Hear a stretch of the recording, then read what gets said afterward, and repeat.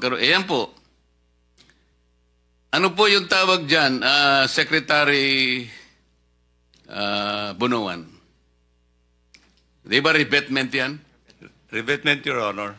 Ayan po, ang kaawa-awang kalagayan ng revetment, meron pa pong nota dyan sa nagbigay sa akin, 80% lupa, 15% semento, plus 5% bakal equals pera.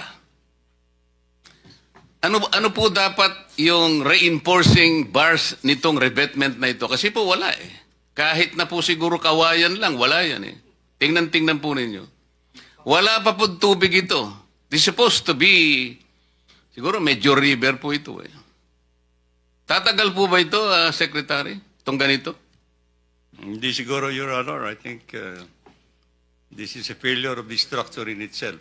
So, dapat wala nang siguro. Tsakin mo. Tatagal ba ito? Hindi po. Alam po nyo kung saan ito? Kayang-kaya naman po ninyong ma-identify. Nasaan po yung mga district engineers nyo? Para wag na po sabihin kung kanino galing yan. Kasi malalaman din po natin yun eh. Why do you think the contractor of this project adopted this kind of anomalous activity? Marami pong ibig sabihin yan eh. Meron tayong kasabihan, Chair Erwin, the picture paints 1,000 words. Dito po, hindi words, perang nakalagay. 80% lupa plus 15% semento, 5 plus 5% pera, 5% bakal, ano daw, Chairman? 5% bakal. Oo nga, equals?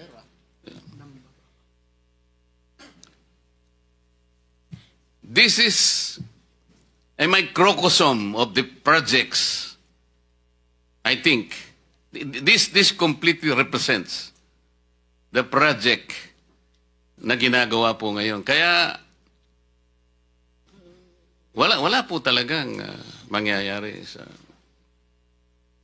mga projects. Ang contractor po nito ay St. Timothy Construction Corporation. Nandito po ba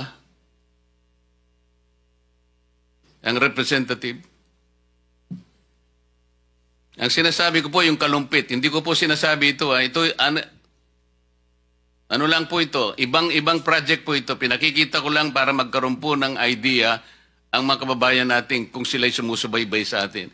Pero yung sinasabi natin sa Kalumpit, Bulacan kanina, ang contractor po, ito yung embankment, is St. Timothy Construction Corporation. Meron po bang representative ngayon?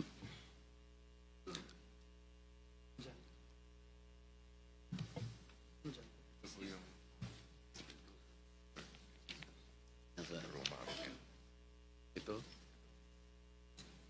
Roma Angeline?